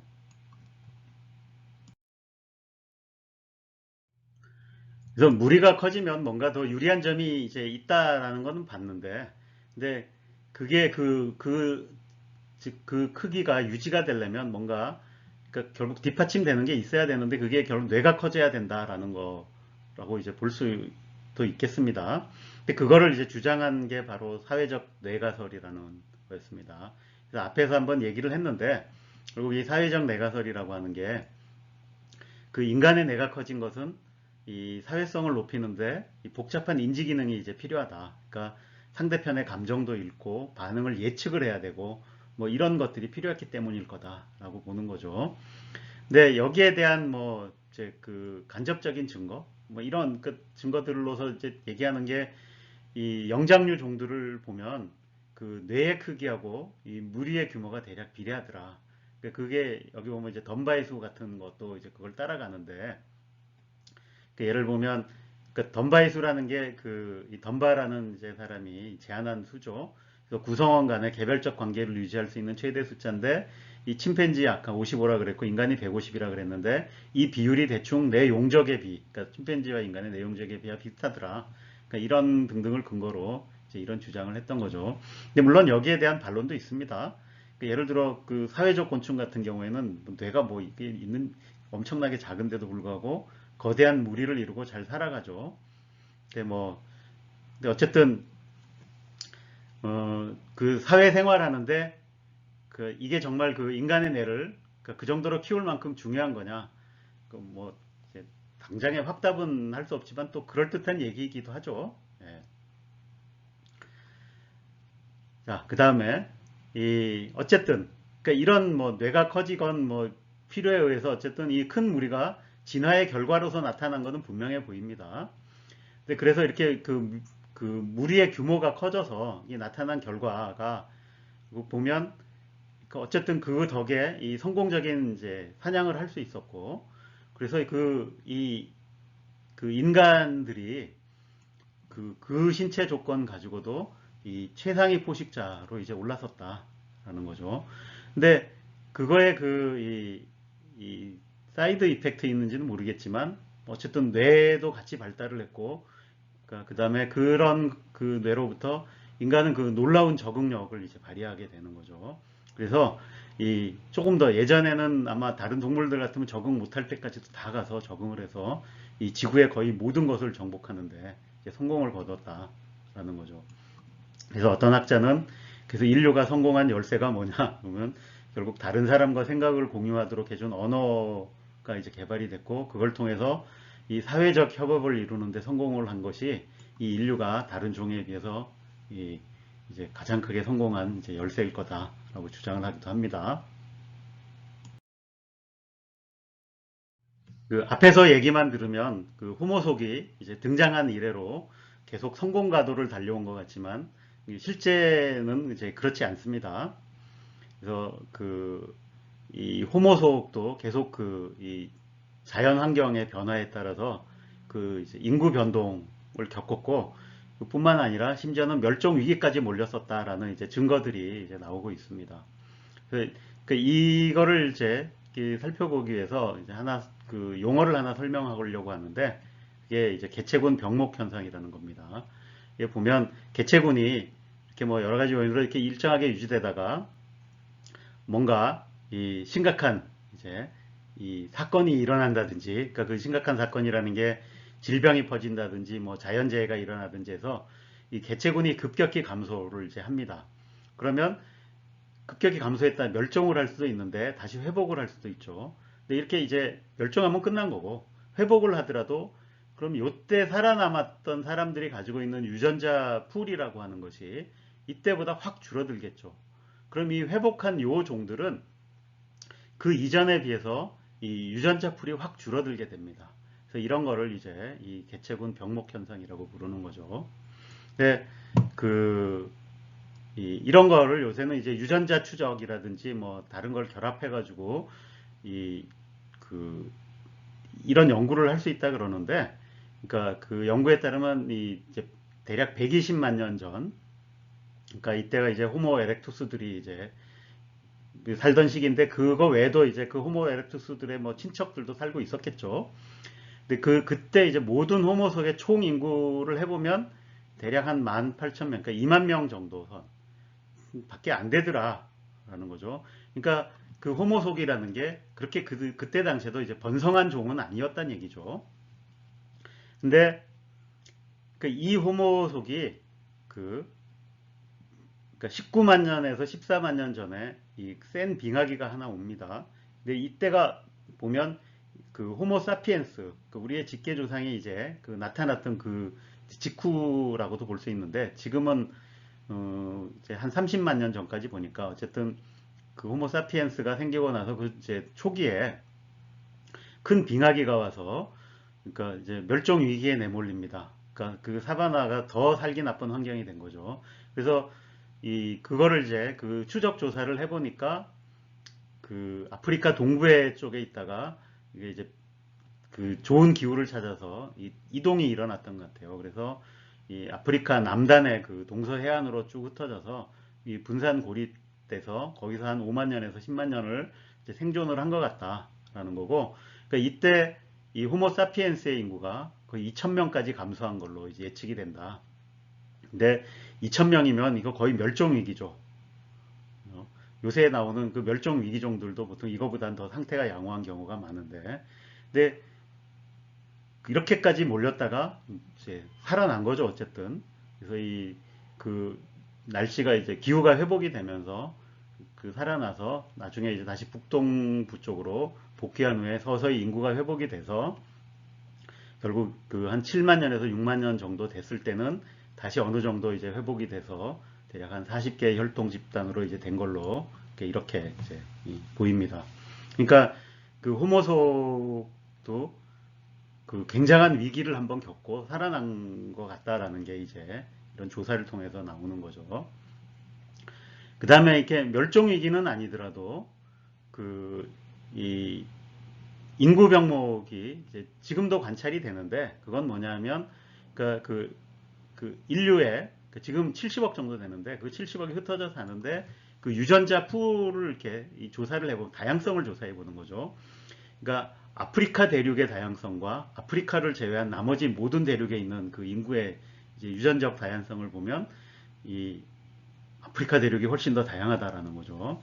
그게 우리 인류의 고향이 아프리카라는 거에 이제 강력한 증거기도 하고, 이게 또 뭘 보여주냐 하면 이게 호모 사피엔스의 이 아프리카를 떠나 유라시아로 이주를 하는데 이게 아프리카에 있던 모든 그룹이 다 조금씩 이런 식으로 이주를 한 게 아니라 그 중에 일부 작은 무리가 이제 유라시아로 이주를 해서 거기 가서 이 큰 성공을 거둔 것 같다라고 보는 거죠. 근데 그 이주는 대략 한 20만 년에서 10만 년 전 사이에도 3차례 이상 일어났고 그 이후에도 이제 계속 일어났던 것 같아요. 그래서 어쨌든 그 결과 이제 이 비아프리카의 사피엔스 유전자 풀이 아프리카의 사피엔스보다 현저히 작다라는 이제 현재 결과를 보여주고 있습니다. 자, 이 호모속 중에서 이제 우리의 직계조상인 호모 에렉투스 때부터 이 완전 직립보행을 하게 됐고 장거리 이동이 가능해지고 그래서 이 장거리 사냥을 다녔겠죠. 근데, 근데 그런 걸 이제 바탕으로 해서 결국 이 아프리카를 벗어나서 이 이제 전 지구로 퍼져나가는 이제 이 계기가 됩니다.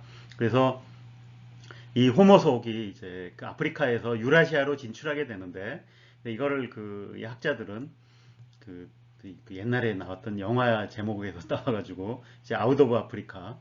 근데 이게 이 3차례에 걸쳐서 크게 일어납니다. 그래서 첫 번째 이제 아웃 오브 아프리카는 이 190만 년 전에 이 호모 에렉투스가 이제 이주한 건데 여기 보면 이 호모 에렉투스가 살았던 이제 아프리카 지역에서 이주해서 여기까지 퍼졌다. 그러니까 이때는 주로 핵심이 이제 이 동쪽으로 이동해서 그러니까 이 중국, 인도, 동남아 쪽 이렇게 퍼져나간 거죠. 근데 유럽 쪽으로도 갔을 것 같은데 분명히.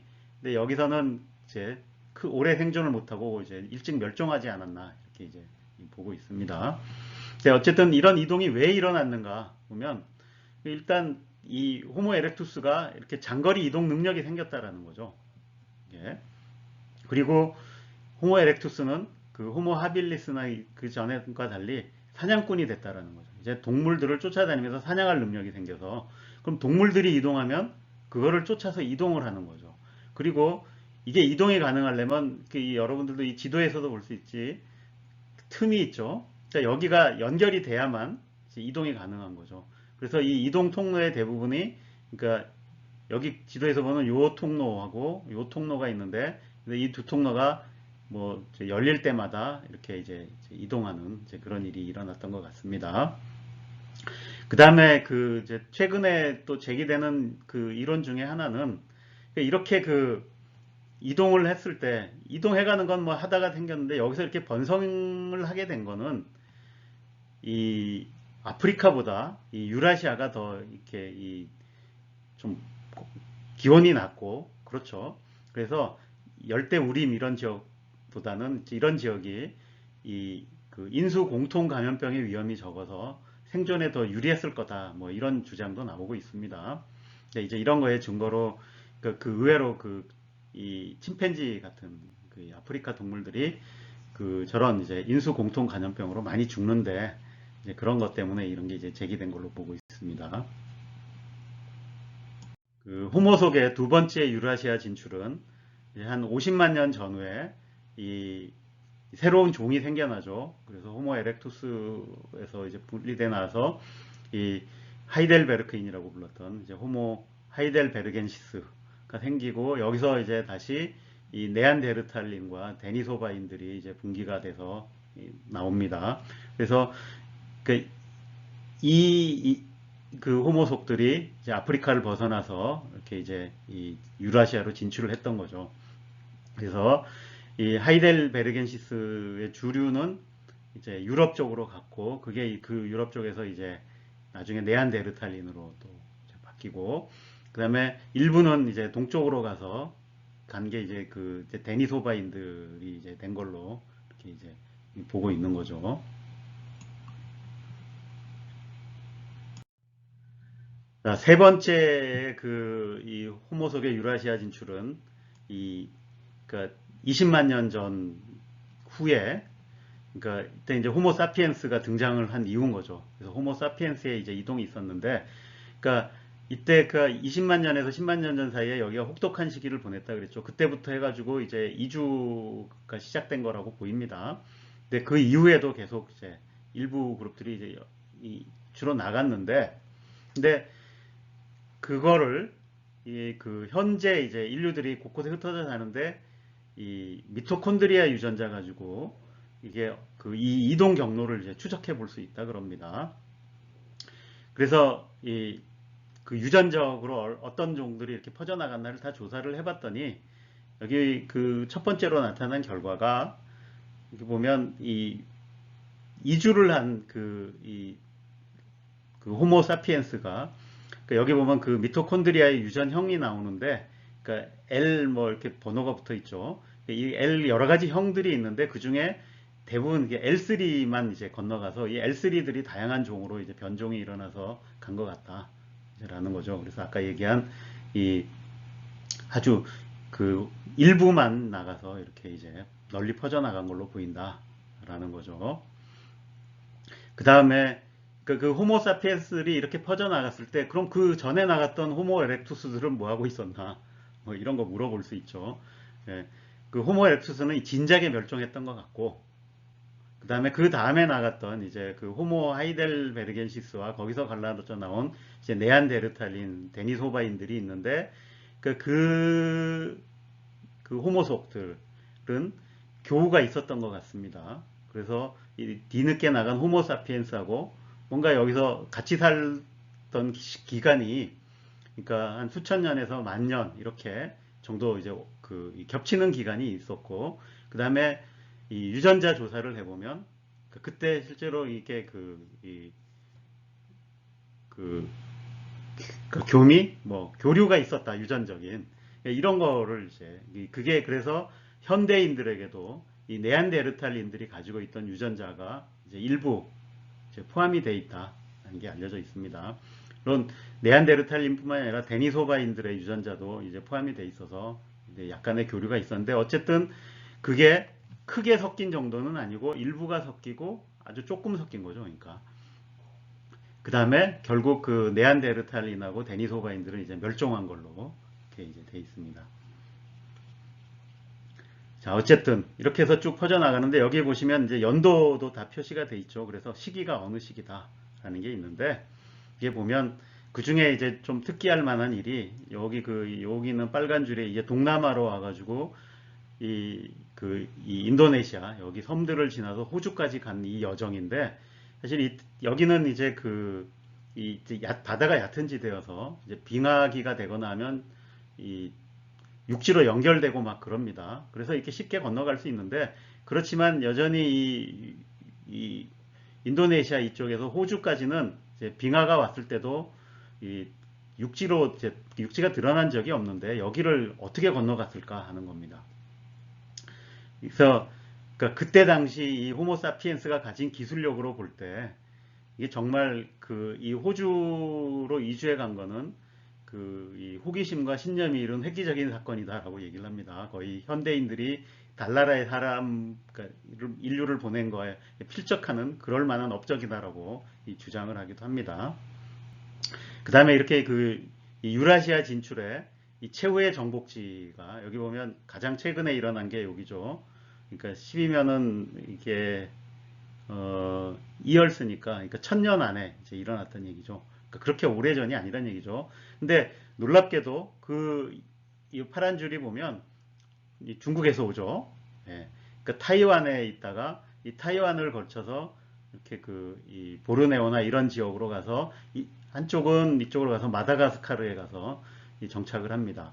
그래서 지금도 마다가스카르에 가면 거기 사는 게 아프리카 옆에 있지만 아프리카인들이 사는 게 아니라 동남아인들이 이제 살고 있습니다. 주류가. 그 다음에 또 반대쪽으로는 폴리네시아로 갔는데 이 바다를 뚫고 여기를 다 개척을 했던 거죠, 섬들을. 그래서 이 하와이도 결국 가고 마지막 최후로 간 데가 이제 뉴질랜드에 간 게 최후의 정복지가 됩니다. 자, 이렇게 이제 이동들이 일어났는데 근데 이렇게 호모사피엔스가 이렇게 이동해서 나타난 가장 눈에 띄는 결과가 뭔가를 봤더니 인간들이 들어간 그 대륙 장소마다 다 곧 대형 초식 동물들이 다 멸종을 했다 그럽니다. 그래서 그냥 이게 우연의 일치인가? 근데 보통 사람들이 이제 이거는 우연의 일치가 아니고 결국 들어간 이 호모사피엔스가 다 잡아먹은 거 아니냐 사냥을 통해서. 그래서 정말로 이 호모사피엔스가 이 최강의 포식자로 등극한 거를 이제 보여준 게 아니냐. 근데 하여튼 놀라워요. 그래서 인간이 가는 데마다 뭐 호주는 물론이고 뭐 그 동남아도 그랬고 여기 그 특히 아메리카 대륙에 이 인간들이 들어가자마자 거기 이제 살고 있었던 대형 동물들이 다 죽어나갔다라는 거죠.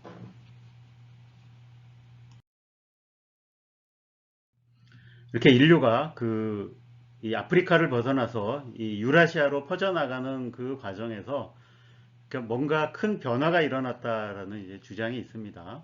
근데 그 주장의 근거는 이, 그, 이 인류의 이 지적 활동에 이제 큰 변화가 보인다라는 겁니다. 근데 그게 이제 증거가 이 고고학적 유물을 보면 그러니까 이 6만 년에서 4만 년 전부터 그러니까 뭔가 인간의 뭐 먹이 활동 외에 그러니까 먹고 사는 거 외에 다른 지적 활동들이 많이 나타난다라는 거죠.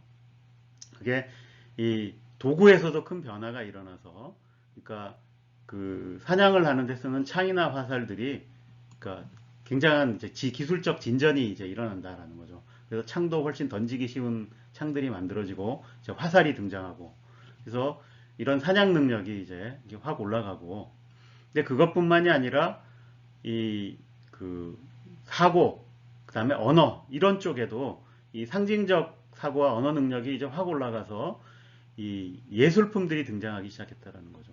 그래서 동굴 같은데 이런 식의 이 그림을 남기고 그 다음에 조각품들이 만들어지고 그러니까 사람 형상을 본다거나 동물 형상을 본다 이런 조각들이 등장하고 그 다음에 이런 장신구들을 해서 이제 만들고 그 다음에 이렇게 이제 매장 같은 거를 물론 매장은 그 전에도 이제 한 것들이 발견이 되긴 하지만 이게 이제 본격적인 매장들이 발견이 된다라는 거죠.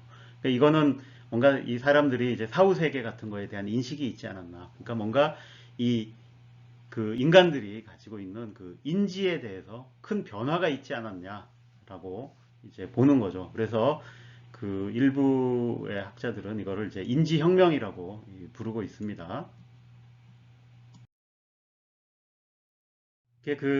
그 정말로 그럼 인지혁명이 있었느냐? 그러니까 즉, 그 인지 능력이 어느 짧은 시기에 이제 급격히 도약한 시기가 있었나? 라는 거에 대해서 그렇다라고 보는 학자와 아니다라고 보는 학자가 아직은 나뉘어 있습니다. 그래서 그렇다라고 보는 거는 이 그 인지 능력의 대도약이 이제 6만 년에서 4만 년 전에 일어났다라는 거고, 그 때문에 아니다라고 보는 건 그러니까 그게 이 인지 능력이 계속 그 진화해서 진보는 하고 있었는데 그 진보는 점진적으로 일어났고 근데 그 왜 그러면 6만 년에서 4만 년 전 사이에 이런 그 안 보이던 그런 것들이 이제 유적들이 보이느냐? 근데 이거는 그 이 인류가 유라시아로 퍼지면서 인구가 급증해서 나타난 이제 현상이다. 그러니까 이 집단의 규모가 커지면서 나타날 수 있는 이제 현상이다. 그러니까 그 비슷비슷한 인류였지만 규모에 따라서 이렇게 다른 일이 일어날 수 있다라고 이제 하는 주장이죠. 근데 어느 게 맞느냐? 잘 모르겠습니다. 근데 이제 이 이때 대도약이 일어났다 이런 것도 굉장히 재미있는 가설이긴 하죠. 근데 이것도 그 후에 이제 수정이 됩니다. 그래서 이 수정된 대도약 가설은 뭐냐면 그 인구 증가도 이제 여전히 큰 기여를 했다라는 걸 받아들인 거죠. 근데 단순히 그 인구 증가가 급증해서 나타나는 게 아니고, 그러니까 이렇게 인구가 커지니까 이 돌연변이가 이제 더 자주 나타나게 되고, 그럼 그 돌연변이 중에 인지 능력의 급격한 향상이 있었던 것이 이제 이 나타나서 그것이 굉장히 유리하니까, 그러니까 진화에 그래서 이제 이런 그 상징적, 추상적 사고를 할 수 있는 뇌기능이 널리 퍼져나가게 됐다. 이렇게 보는 거죠.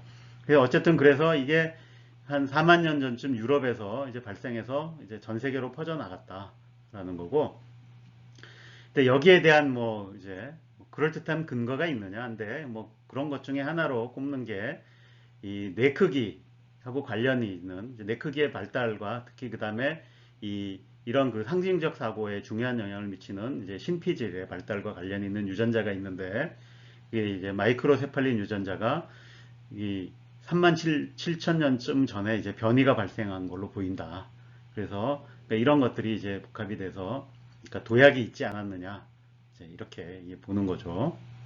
그게 뭐 어쨌든 이거를 굉장히 이제 중요하게 받아들여서 그 이후에 나타난 여러 현상들을 이제 설명하려고 하는데 어쨌든 그 현상들이 그러니까 결국 인지혁명이 있었던 뭐 어떤 뭐가 있었던 그러니까 그 인간의 인지 능력이 높아진 건 확실합니다. 근데 그게 가져온 결과는 그래서 이 그 모방 능력과 집단 학습은 그 전부터 있었지만 이게 확 좋아진 거죠. 예. 그리고 이 추상적, 상징적 사고의 레벨도 올라가서 그래서 이제 이 뭐 상상력 같은 게 생기고 그 다음에 이제 이런데 믿음, 계획. 그러니까 사실 계획을 세워서 무엇을 한다라는 게 쉬운 일이 아니다라는 거죠. 이런 걸 해서 이제 그 훨씬 더 이 그 우수한 지적 능력을 이렇게 발휘하는 일들이 일어난다라는 거고 또 이 예술 또는 이제 종교 이런 것들이 이제 이 생겨나는 결과를 가져오지 않았나 이렇게 이제 보고 있는 겁니다.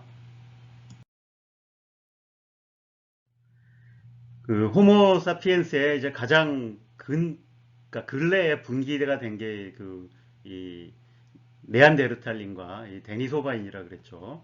그래서 여기 그냥 네안데르탈린에 대해서 한번 그 살펴보는 것도 재밌을 것 같습니다.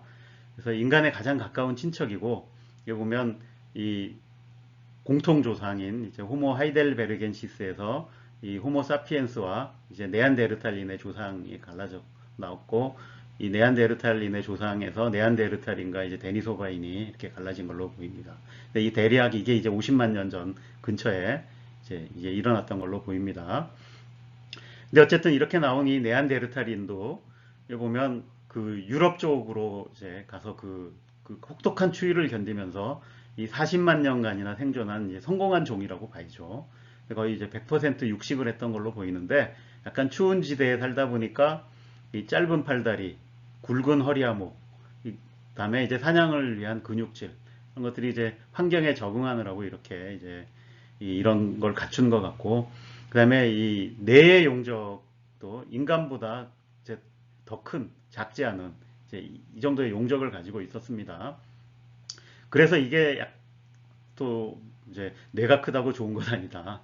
뭐 이런 거를 얘기하기도 합니다. 근데 어쨌든 뭐 비슷한 능력 그 당시에 호모사피엔스하고 이렇게 비슷한 능력을 가졌는데 결국 이 4만 년 근처에 와서 이제 멸종을 합니다. 도대체 이게 왜 멸종을 했느냐? 여기도 이제 당연히 여러 가지 이제 가설들이 있겠죠. 그 중에 이제 유력한 가설이 결국 그 호모사피엔스와의 그 경쟁에서 밀려났다. 그러니까 영토를 점점 침범당해서 이제 그 주거지를 잃어서 뭐 이렇게 됐다. 아니면 또 뭐 혹독한 추위를 못 견디고 결국은 멸종한 거다라는 이렇게 보는 것도 있고 뭐 그렇습니다. 근데 그 이 그럼 인간 그 호모사피엔스한테 왜 밀렸느냐라는 거에 대해서는 약간 일치된 견해가 일단 집단의 규모가 이제 달랐기 때문이다.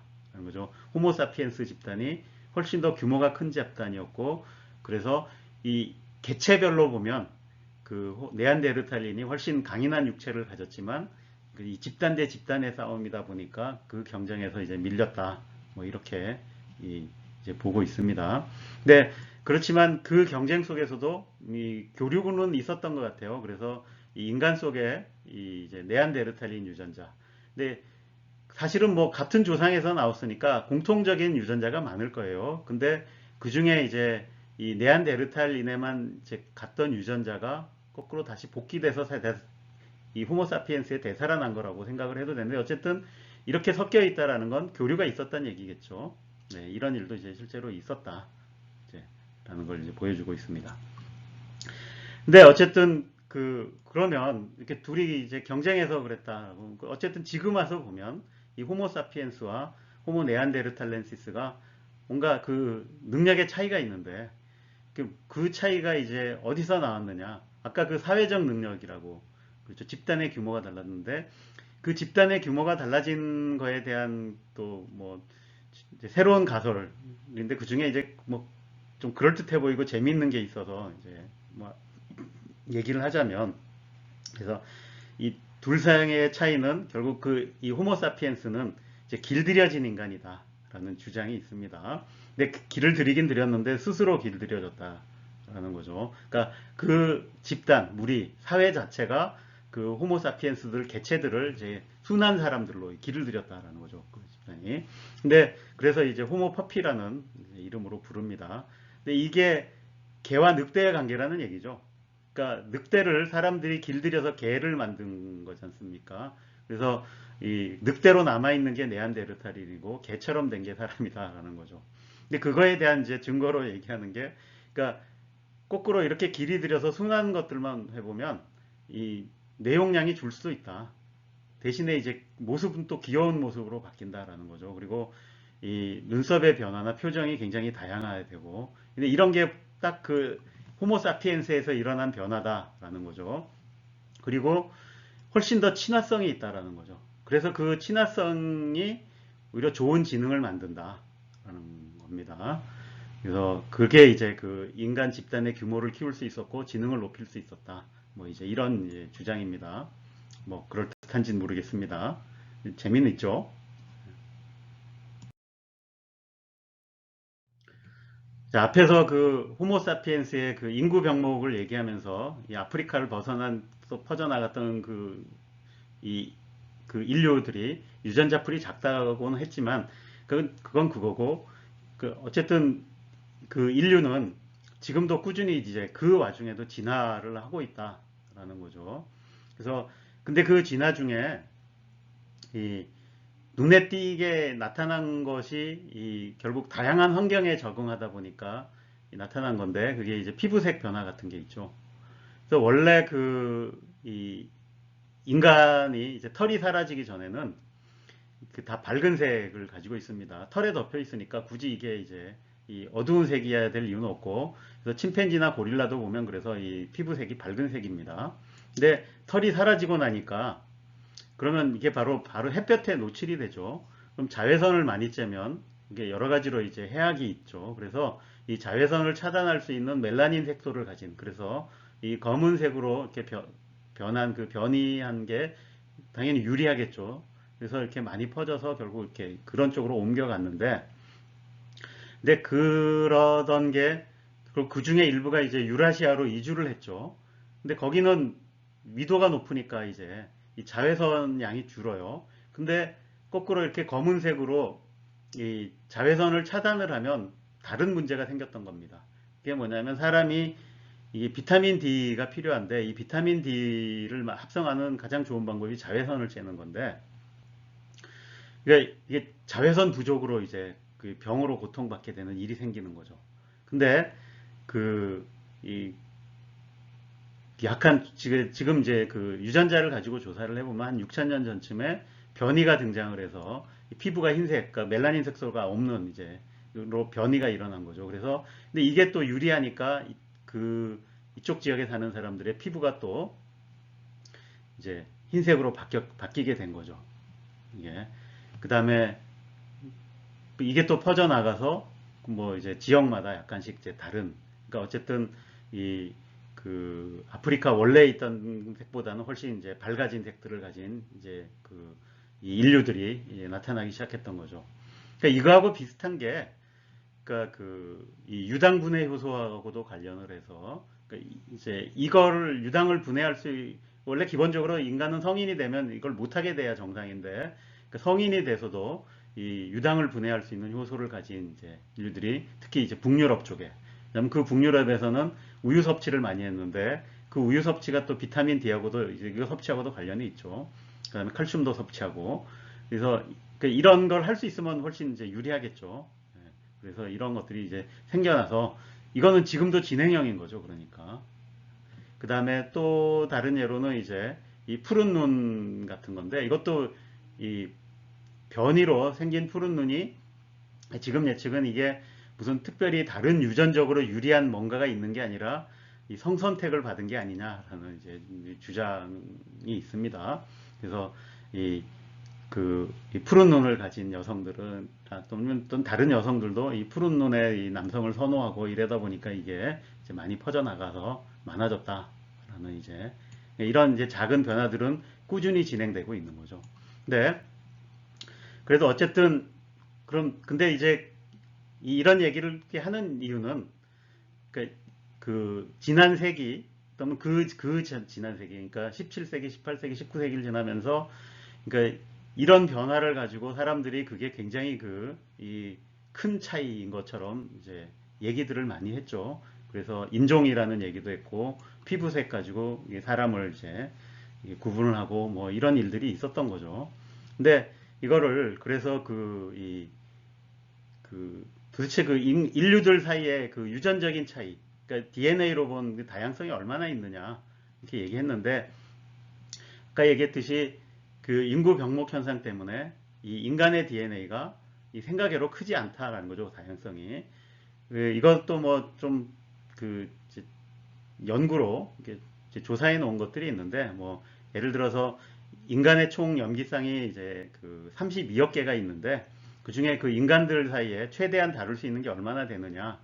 그래서 8,500만 개까지 다룰 수 있다. 그 최대 변이가. 그러니까 한 전체 염기쌍 중에서 2.7%가 다룰 수 있는데, 그러니까 평균적으로 보면 대략 한 2천만 개 정도가 이제 차이가 있는 거다. 0.6% 차이고, 이거는 총 염기 서열 중에서 그런 거고, 그러니까 이 중에 진짜로 유전 정보에 해당하는 거는 이제 그보다 훨씬 적다라는 거죠.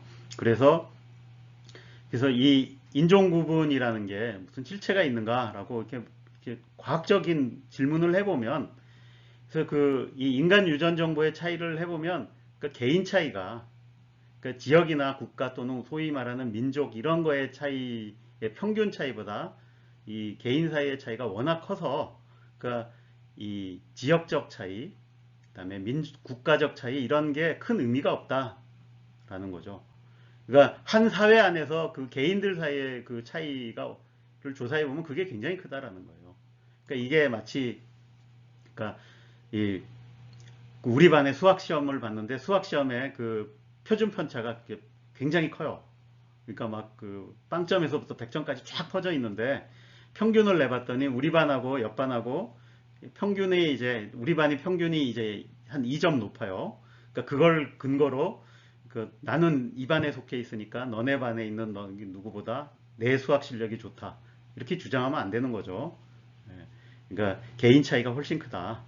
개인 간의 차이로 있는데 뭐 이런 얘기입니다.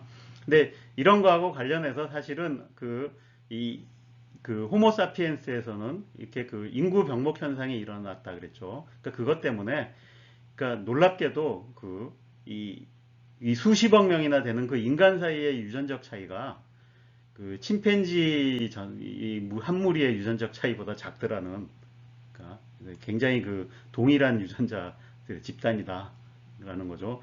그래서 이런 피부색이라든지 뭐 눈의 색이라든지 이런 게 어떻게 보면 유전자로 보면 굉장히 미세한 유전적 차이인데 이 겉으로 보인다라는 것 때문에 이제 드라마틱한 이제 착시 효과인 거였다. 이렇게 하는 거죠. 그래서 이게 사실은 알고 보면 뭐 이 피부색, 눈동자색, 머리카락 이런 것들이 다 그러니까 인류가 사는 환경이 다양해지면서 나타난 그냥 작은 변이에 불과하다라는 겁니다. 자, 오늘 수업에서는 이 영장류의 등장에서부터 호모석의 등장을 거쳐서 이 현생 인류가 등장해서 이 문명을 이루기 전까지 이제 어떤 모습으로 변해왔는가, 그다음에 어떤 진화 과정이 있었는가를 이제 살펴봤습니다. 그래서 현재 우리의 모습 속에 이렇게 들어있는 이제 인류의 이 역사 이런 걸 이제 살펴본 것이죠. 그러면서 여러분들이 과연 우리의 모습을 만드는데 과연 무엇이 중요하게 작용했고 그게 어떤 과정을 거쳐서 어떤 결과를 가져왔나 이런 거를 한번 잘 되짚어 보시기를 바랍니다. 자, 오늘 수업은 여기서 마치도록 하겠습니다. 다음 수업에서 봅시다.